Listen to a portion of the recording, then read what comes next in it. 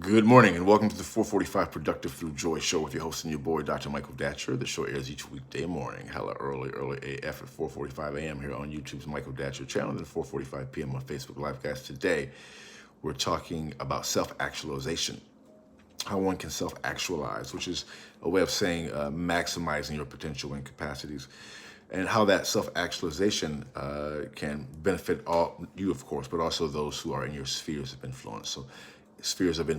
So thanks for being here. You can go to productivethroughjoy.com to see about us. We speak to groups, schools, and organizations about what? About being more productive through joy. We are currently redoing our website. So I'm not sure if you're gonna which version you'll see right now. So, but hit it up or just go to michaeldatcher.com, which has information there as well, of course. For those of you who are new, let me say a few words about myself. This is your host and your boy, Dr. Michael Datcher, author of the New York Times bestseller Raising Fences, author of the acclaimed historical novel Americas, author of the Pulitzer Prize-nominated animating Black and Brown Liberation, A Theory of American Literatures. I'm the board president of the great nonprofit called The World Stage. My educational background is UC Berkeley as an undergrad, my master's from UCLA, and my PhD in English Lit from the University of California at Riverside. Guys, I'm an expert at being productive, all right? I don't say that to brag or boast. I say it because people are oftentimes surprised to hear this level of productivity when they hear my crazy background. I am the product of a young girl, really, who was assaulted at age 16, gave birth to me at 17, and subsequently gave me up for adoption to a single divorcee who was amazing, yet there was no biological father, no adopted father. Difficult times for the young MD, yet his cool Moti famously said, "How you like me now?" And if I can be this productive and be so through joy, I know many people can in their own way, in their own lane. So that, in fact, really inspires this show because I know it's not where you're from. It's where you're about to go. So thanks for joining us today. Let's dive into the topic. We're talking about self-actualization. And that may be a phrase that many of us have heard. I heard about it because there's an organization here in LA called the Self-Actualization Fellowship. And so that term has for a very long time been in my consciousness, but I didn't really know what that actually meant. So I was reading about this cat Maslow today, who was talking about it's essentially, he defines it as essentially maximizing one's potential and capacity. So I like that definition, although I'm sure there's others as well, obviously. And so point one is that we're encouraging you to think about, to be intentional about maximizing your potential and capacities, which is something that it's close to my heart. Side note, all these shows are just me trying to work on myself, and I'm just doing it in public so we can all help each other work on ourselves. So this is a heads up as we move towards higher levels of justice, infinite abundance. But just a side note, I say that to say that this is certainly is not me talking down or offering a critique of you. I'm trying to get my own self together. All right, so this is a heads up. I want to give a little context for these shows in case you are new to it. So this topic it resonates with me because I feel like in many ways I haven't maximized my own potential. At different times I've done pretty good, but oftentimes I just haven't really maximized it. I haven't maximized my own potential, which I don't feel good about, nor my capacities. I've had good ideas. I mean, I've done okay. I haven't done bad. Clearly, I mean, by my bio that I gave to you, but I feel like I could do more. That's my feeling, right? And I could be better. I could maximize my potential and my capacities because I have a lot of both of those things. So, and not maximize them, it doesn't feel good.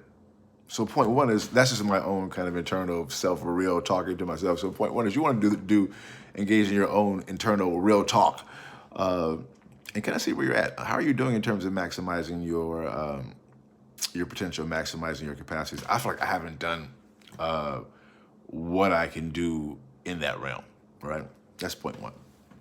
Point two is then, getting a plan, which oftentimes just involves making a change, right? The thing about it is that what's hard, I know for me, is like life's already pretty challenging. I'm busy, I got a lot of things going on. We're in the middle of COVID. We just got finished with 4 years of this crazy fool who was in the world's highest office, just wreaking havoc. It's very stressful for a lot of people, including me. So I've been in kind of a survival mode here. I mean, I've been doing okay, but certainly not maximizing my potential. And not just to blame a former president for all of my problems. Before he was president, I wasn't maximizing my potential, right? So this is an issue that I've been thinking about for quite a while and concerned about. 'Cause I don't like the idea of not maximizing being all that I can be because I want to just do that.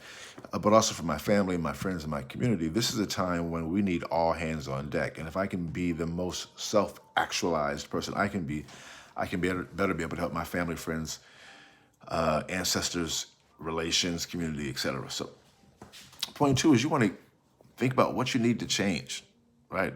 I was telling my lady Carmen yesterday, I've got this, it says a little note, personal note here. So in the mornings when I get up, I have this sign on my bathroom wall. It used to say, dreams begin at 4:45.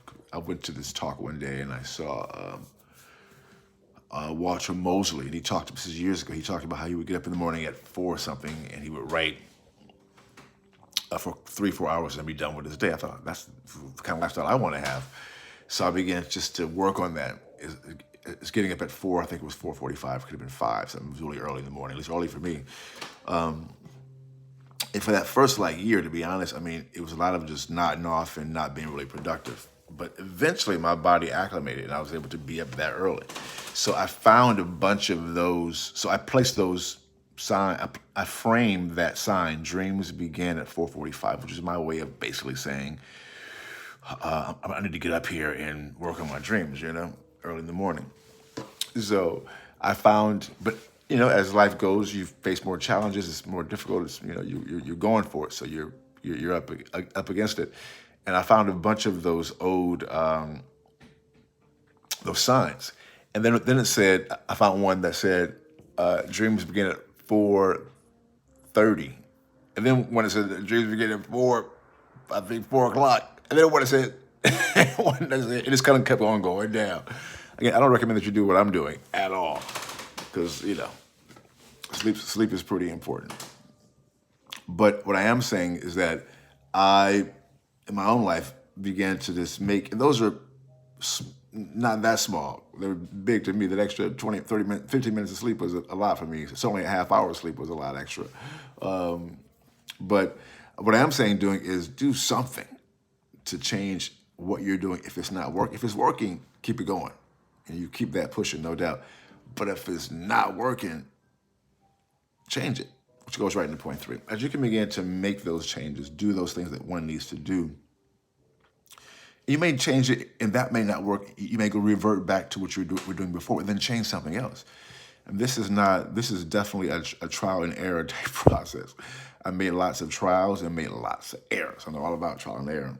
So, yeah, don't get freaked out about it. Just make it a fun project. This is your life, I mean, I've got a lot of stories to tell about when it's not gone my way, when I've made a change that has not worked out. And I reverted back to what I was doing and simply changed something else.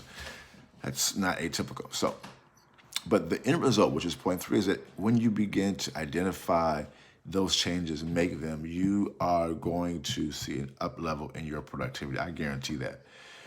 Because, meaning up level in your maximizing or moving towards maximization of your potential and capacities, because that's just how it works. All right, boom goes the dynamite. That's all for today's show. We'll see you this afternoon at 4:45 p.m. Until then, let's talk about it and be about it. Deuces, I'm out like a light.